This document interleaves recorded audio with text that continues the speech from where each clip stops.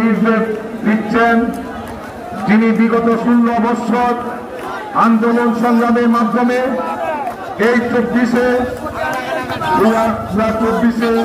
5ই August সৃষ্টি হয়েছিল। সেই নেতা আমাদের দলের ভারপ্রাপ্ত চেয়ারম্যান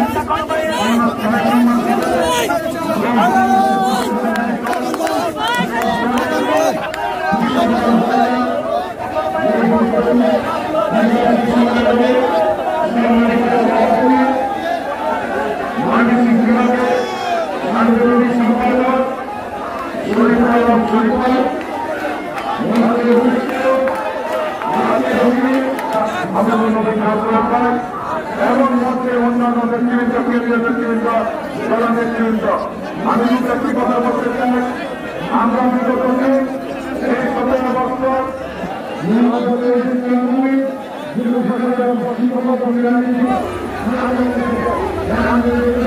দিতে পারি, সেই আশা প্রত্যাশা রেখে সকলকে ধন্যবাদ জানিয়ে আমি আমার বক্তব্য শেষ করলাম। আসসালামু আলাইকুম ওয়া রাহমাতুল্লাহি ওয়া বারাকাতুহু। ধন্যবাদ।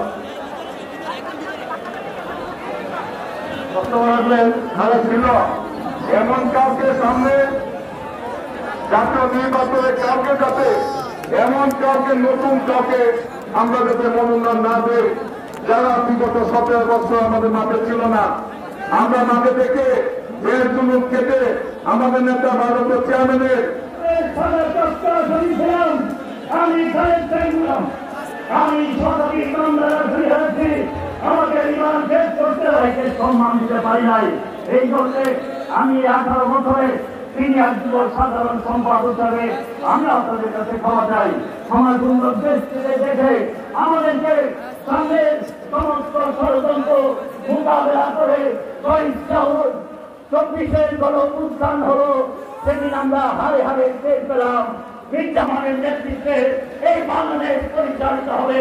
জীবনে যত স্যাক্রিফাইস করেছি, যত কষ্ট করেছি, আগামী নির্বাচন পর্যন্ত প্রতিটা নেতা কর্মী আপনারা প্রস্তুত থেকে সমস্ত ষড়যন্ত্রকে পরিষ্কার করে দিয়ে তারেক রহমানকে প্রধানমন্ত্রী বানিয়ে একটা সুন্দর বাংলাদেশ আমরা উপহার দিব। সবাইকে ধন্যবাদ। আল্লাহ হাফেজ। বাংলাদেশ জিন্দাবাদ। তারুণ্যের অহংকার তারেক রহমান জিন্দাবাদ। শহীদ জিয়া অমর হোক। সবাইকে ধন্যবাদ। আসসালামু